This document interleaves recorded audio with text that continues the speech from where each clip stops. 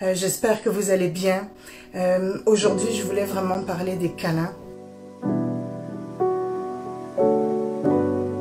Pourquoi donner des câlins à nos enfants? Bon, il y a des gens qui vont dire, non mais franchement, quelle question. On donne des câlins parce qu'on aime nos enfants. Oui, c'est vrai. On donne des câlins parce qu'on aime nos enfants. Mais j'aimerais aller un peu plus en profondeur. Bon, déjà, les câlins, c'est une manière physique de dire je t'aime. Et pas juste je t'aime, ça dit aussi à travers le corps, tu appartiens, tu fais partie de cette famille, je t'aime et tu es en sécurité ici. Et c'est pour ça que les câlins, c'est tellement important. Et là, les neurosciences nous montrent autre chose aussi. Quand on serre quelqu'un dans nos bras pendant, je ne sais pas exactement le nombre de secondes, on libère des hormones, l'ocytocine. Et ça, c'est l'hormone de l'amour. On libère quelque chose qui nous détend. C'est formidable quand même. Mais j'aimerais qu'on s'arrête. Un câlin, qu'est-ce que ça fait à notre enfant? Déjà, quand ils sont tout petits, ils comprennent par le corps. Et c'est une erreur que nous, les parents, on fait souvent. On parle. Oh, je t'aime. Ou bien, on va dire, habille-toi, peu importe. Et on parle. Et c'est pas le langage des enfants. Si vous avez lu Ashley Montague, vraiment l'histoire du toucher, on découvre qu'en fait, qu'un enfant, lorsqu'il naît, vraiment, c'est par les sens qu'il découvre le monde. C'est par les sens, et particulièrement par le toucher, qu'il ressent l'univers dans lequel on vit. Et ça reste longtemps. Nous sommes des animaux. Et les animaux, vraiment, c'est à travers le toucher aussi qu'ils vont sentir les choses. Donc, souvent, on fait l'erreur de dire « Ah oui, je t'aime ». Et les actions ne suivent pas. Alors, si vous connaissez les 5 langages de l'amour, il y a plusieurs langages, en fait, qui sont vraiment à travers des gestes qui sont porteurs d'une signification. Je t'aime. Il y a aussi le toucher. Et donc, j'aimerais parler de 2 types de câlins.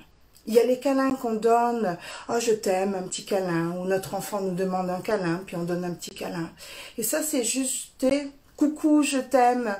Mais moi, je veux vous parler du câlin qui dit « Tu appartiens, tu es aimé ». Et par ce rituel de connexion, je vais au-delà de juste « je t'aime », je remplis ton réservoir. Et je vais te le donner, même si tu ne le demandes pas, juste pour que tu saches « Hé, coucou, je t'aime profondément ».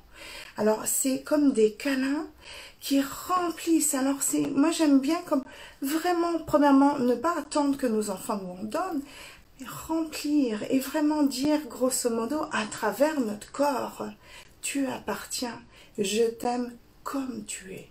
Donc, je voulais parler de ce type de câlin-là, puis je voulais vous lire un petit passage de mon livre. Alors ici, découvrir la parentalité positive pour être parent du cœur. Et je parle donc à la page 115 de nourrir l'appartenance, l'attachement, la confiance et la coopération. Les rituels de connexion que je propose sont des choses que nous pouvons pratiquer au quotidien pour offrir, et c'est là où c'est important, avec conscience, pour offrir sécurité, prévisibilité et pour nourrir le lien. Ces rites ont pour effet de remplir le réservoir affectif et de combler le sentiment d'appartenance de tous les membres de la famille. En fortifiant la relation, nous créons également le terreau fertile pour cultiver la coopération, aussi bien pour les parents que pour les enfants. Alors dans mon livre, je parle de, bon évidemment, plus l'enfant est jeune, plus souvent le langage c'est le toucher, le langage d'amour.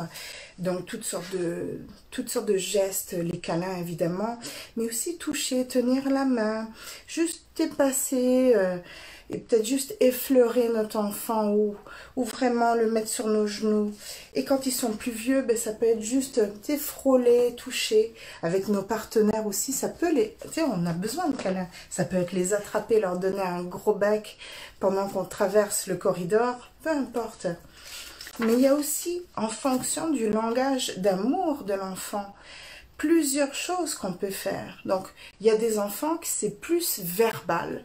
Il y a des enfants que c'est plus vraiment à travers des gestes. Par exemple, mon fils, c'est vraiment le chocolat chaud le matin. C'est les crêpes. Ça veut dire je t'aime. Hein? Si je lui fais de la nourriture, je t'aime.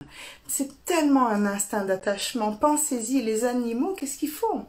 Mais ils nourrissent leurs petits. Et c'est leur manière de dire tu es en sécurité, tu appartiens. Et ensuite, ben, il y a tout aussi dans les rituels d'attachement, il y a tout ce qui dit tu appartiens juste en disant bonjour le matin. Combien de gens oublient de dire bonjour? Donc, qu'est-ce qu'on peut faire vraiment pour dire consciemment, au-delà du je t'aime, tu appartiens, tu es important.